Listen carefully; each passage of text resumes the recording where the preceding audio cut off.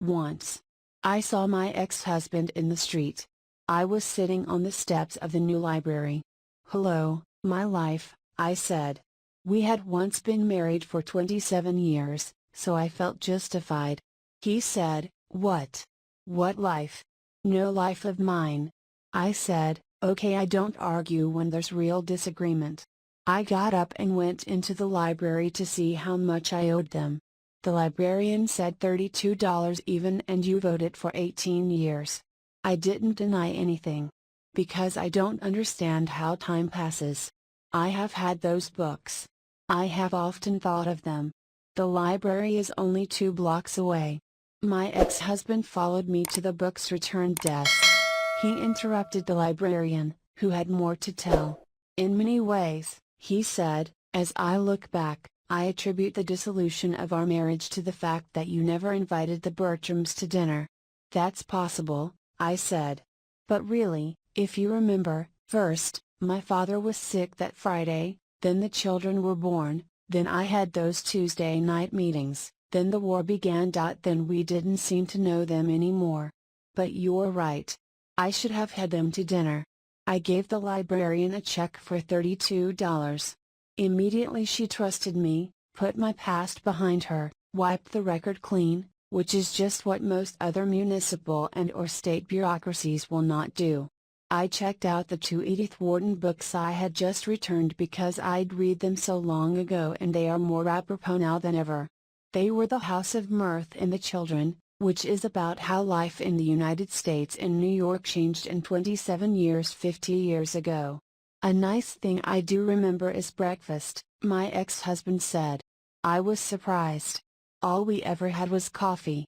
Then I remembered there was a hole in the back of the kitchen closet which opened into the apartment next door. There, they always ate sugar-cured smoked bacon. It gave us a very grand feeling about breakfast, but we never got stuffed and sluggish. "That was when we were poor," I said. "When were we ever rich?" he asked. "Oh, as time went on, as our responsibilities increased, we didn't go in need. You took adequate financial care," I reminded him. "The children went to camp 4 weeks a year and in decent ponchos with sleeping bags and boots, just like everyone else.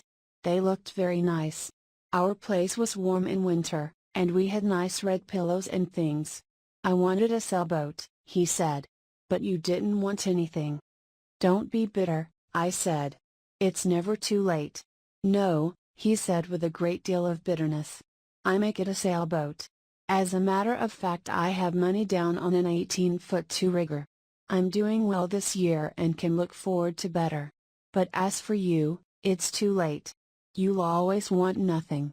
He had had a habit throughout the 27 years of making a narrow remark which, like a plumber's snake, could work its way through the air down the throat, halfway to my heart. He would then disappear, leaving me choking with equipment.